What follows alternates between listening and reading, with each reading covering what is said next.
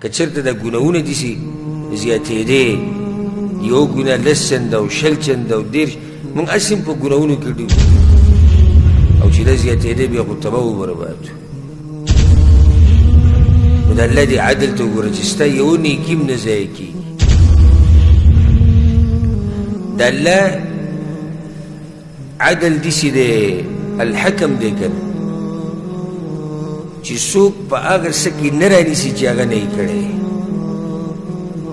کېدی نه شي چې الله تا په یو جرم کې راونیسي او تا نه یې کړی الله سبحانه وتعالی الحکم دی عدل او انصاف والا دی نو حقوق د چا چې دي الله ورته واپس کوي د چا چې څه حق دی الله به ورله ورکوي رب العالمین دې فیصلې ته وګوره او دې عدل ته چې د هغه په خوا کې او د هغه په در کې د مظلومینو حق نه ضایع کېږي اگر که کافر وي کافر سره چې د ظلم وکړو نو د دې کافر مظلوم حق هم نه ضایع کېږي د هغې به هم الله تعالی تپوس کوي دا دی الحکم باچا یعنې یو سړی دی مظلوم دی څه خبره چې تا د الله سره داخله کړه یو کیس تی د الله سره داخل کو یو ملف تی داخل کو چې الله ما سره ظلم شوی دی او یا الله دا شوي دغه شوي د دې ټولو به الله تپوس کوي او ستا حق چېرته هم نه ضایع کېږي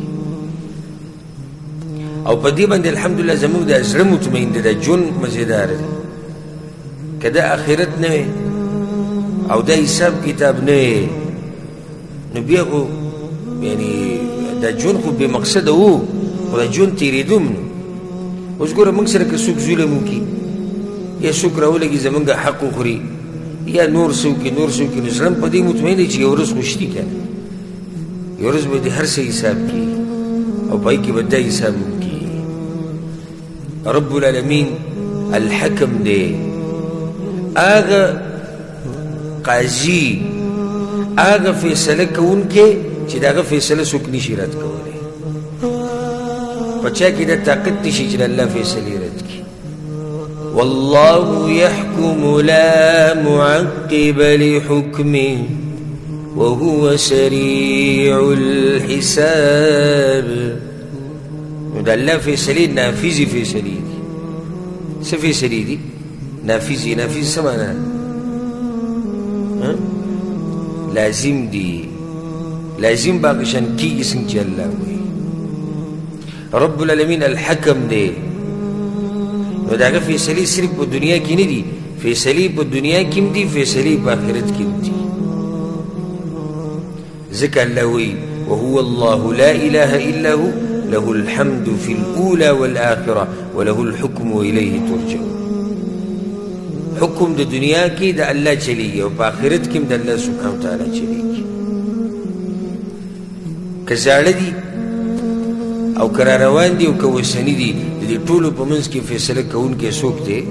هغه الله دی ان الحکم الا لله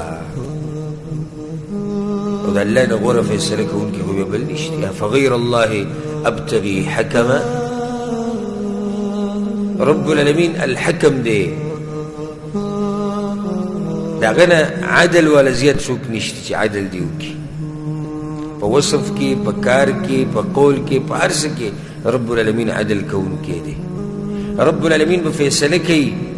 د پیغمبرانو او د هغوی د تابعدارانو په منځ کې